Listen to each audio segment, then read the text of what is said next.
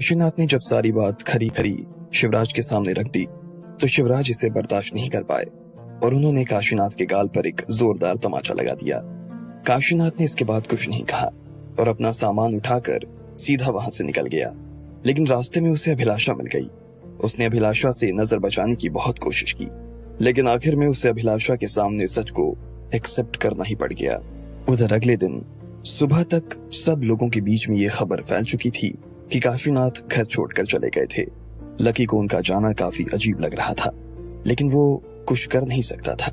जब शिवराज वहां से उठकर चले गए तो लकी ने बाहर आते ही सबसे पहले काशीनाथ को फोन मिलाना शुरू किया, लेकिन वो लकी का फोन ही नहीं उठा रहे थे।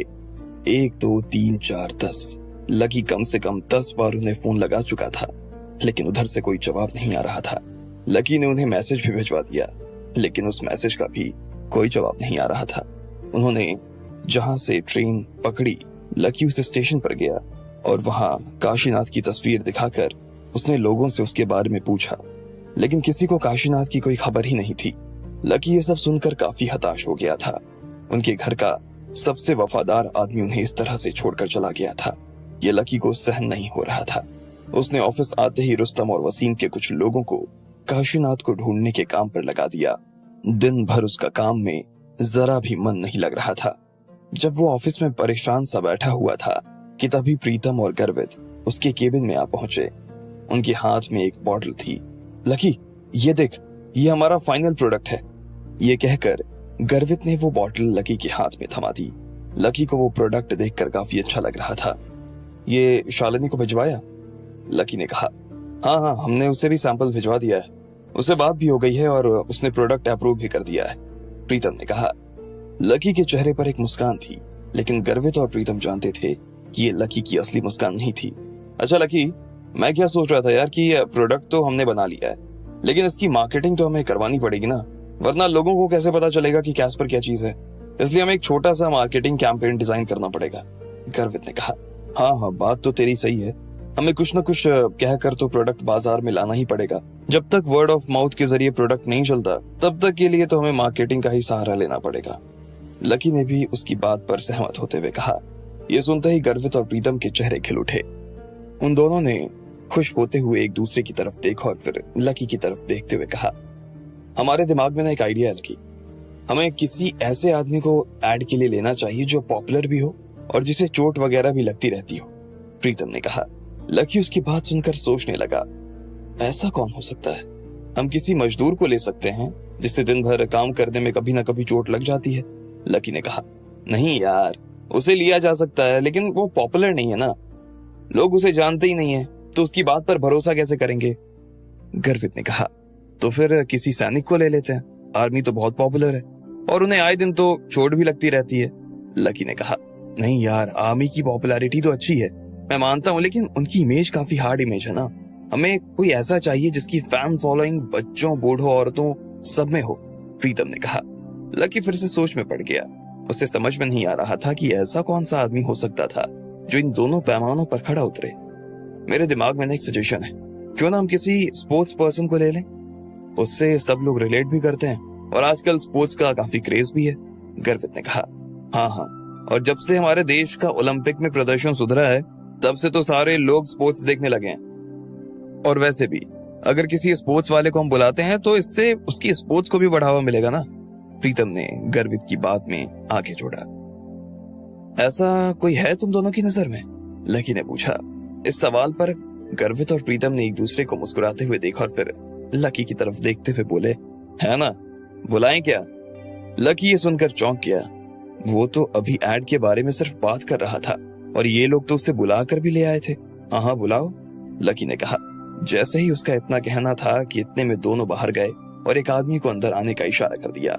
वो आदमी अंदर आया और लकी के सामने खड़ा होकर मुस्कुराने लगा। लकी ने भी जैसे ही उस आदमी को देखा तो वो हैरान हो गया। ये आदमी कोई और नहीं बल्कि अमित ही था। क्या मैं अंदर आ सकता हूँ मिस्टर लक्ष्मण लाल अग्रवाल जी? अमित ने लकी के सामने हाथ जोड़ते हुए कहा। लकी उसे देखते ही अपनी जगह से खड़ा हो गया और सीधा अमित से गले मिल गया। अमित ने भी लकी को कसकर गले से लगा लिया था। यार, तू तो बड़ा आदमी होने के बाद हमें भूल ही गया है, लकी ने अमित से कहा। जब से अमित के पिता की मृत्यु हुई और उसके बाद से उसकी माँ ने उसे लकी से अलग रहने की हिदायत दी, तब से लकी और अमित के बीच में कोई बातचीत नहीं हुई थी। हालांकि दोनों ही एक दूसरे को बहुत याद करते थे, लेकिन फिर भी दोनों अपनी अपनी जिंदगी में व्यस्त थे और दोनों के एक दूसरे से अपने मनमुटाव भी थे। अरे हम कहाँ बड़े आदमी हुए हैं लकी, छोटे मोटे खिलाड़ी हैं। इधर उधर जाते हैं, थोड़ा बहुत खेल लेते हैं, कभी कभार गलती से कोई मेडल ले आते हैं। बड़े आदमी तो तुम निकले यार, और बड़े क्या, बहुत बड़े आदमी निकले। हमें तो पता ही नहीं था कि ये लक्ष्मण लाल अग्रवाल, वो लक्ष्मण अग्रवाल भी हो सकता है। क्यों भाई लोग? अमित ने गर्वित और प्रीतम की तरफ देखते हुए कहा। दोनों ने हंसते हुए हाँ में अपना सिर हिला दिया। ऐसा कुछ नहीं है यार, एक टाइम तक तो मैं खुद भूल गया था कि मैं लक्ष्मण लाल अग्रवाल हूँ। लकी ने भी मजाक करते हुए कहा और मुस्कुराने लगा। फिर चारों लोग बैठ गए और लकी ने अमित के लिए कुछ नाश्ता मंगवा लिया। अमित की नजर लकी के गंजे सिर पर ही टिकी हुई थी। सॉरी भाई, राधिका के बारे में मुझे पता चला, सुनकर बहुत दुख हुआ भाई। उस वक्त तो मैं बाहर था, लेकिन जैसे ही इंडिया आना हुआ तो सबसे पहले इन दोनों को फोन किया। फिर जब इन लोगों ने कहा कि तू ऑफिस जाने लगा है तो मैं सीधा यहाँ चला आया यार। अमित ने कहा। तू आया, मेरे लिए यही बहुत बड़ी बात है, लकी ने कहा और मुस्कुराने लगा। असल में ये नहीं आया है, मैंने इसे बुलाया है। वो क्या है ना कि तेरी ऐसी उजड़ी उजड़ी उतरी उतरी शक्ल देखकर मुझे बिल्कुल अच्छा नहीं लग रहा था। एक बार को तो मैंने सोचा कि नौकरी ही छोड़ दूं, लेकिन फिर लगा कि यार तू पैसे अच्छे दे रहा है तो क्यों ना तेरा मूड ठीक किया जाए। इसलिए मैंने इसे फोन करके बुला लिया और साथ में ऐड के बारे में भी बता दिया, गर्वित ने कहा। चारों उसकी बात सुनकर हंसने लगे। हाँ यार लकी, सच बताएं तो तेरी ऐसी शक्ल हमसे देखी नहीं जा रही थी यार, लेकिन ये भी समझ नहीं आ रहा था कि तुझसे कहें क्या।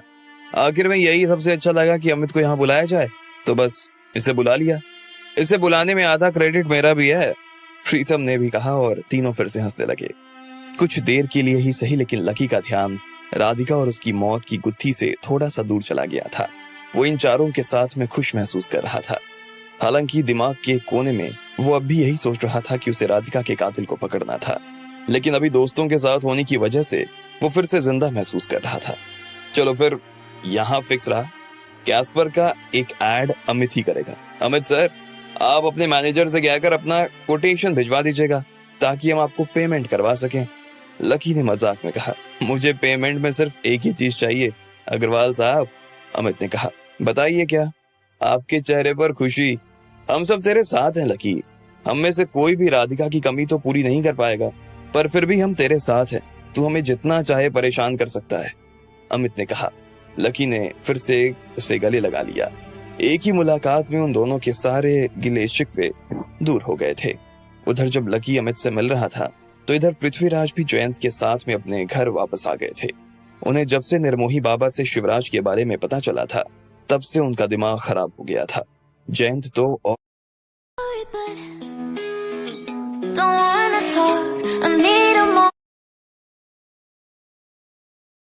और ज्यादा पागल हो गया। वो वहीं से शिवराज को मारने जाने वाला था, लेकिन पृथ्वीराज ने उसे बीच में ही रोक लिया। बिना सबूत किए कोई भी काम नहीं होगा जयंत, लेकिन इसका मतलब ये नहीं है कि काम होगा ही नहीं, पृथ्वीराज ने कहा। अब आपको और क्या सबूत की जरूरत है? निर्मोही बाबा खुद अपने मुंह से कह रहे हैं कि शिवराज के सामने उनकी ये बात हुई है, तो फिर हम किसका इंतजार कर रहे हैं बाबा? जयंत ने कहा। ये मत भूलो कि जब राधिका को गोली लगी थी तब लकी उसके साथ खड़ा था। अब तुम्हें क्या लगता है लकी के होते हुए किसी को कोई मार सकता है? पृथ्वीराज ने पूछा। ये सुनते ही जयंत भी सोच में पड़ गया। वो जानता था कि ना तो लकी को मारना कोई आसान काम था और ना ही लकी के साथ खड़े किसी आदमी को मार पाना आसान था। ऐसे में ये काम कोई ऐसा ही आदमी कर सकता था जो लकी से भी ज्यादा खतरनाक था। तो अब पहले हमें उस आदमी को पकड़ना होगा जिसने ये सब किया है। जब वो अपने मुंह से शिवराज का नाम लेगा तब हम शिवराज पर धावा बोलेंगे, पृथ्वीराज ने कहा। और अगर वो पकड़ में नहीं आया या उसने शिवराज का नाम नहीं लिया तो भी मैं उसे नहीं छोड़ने वाला। जिस मौके की मुझे तलाश थी वो मौका उसने मुझे दे दिया है।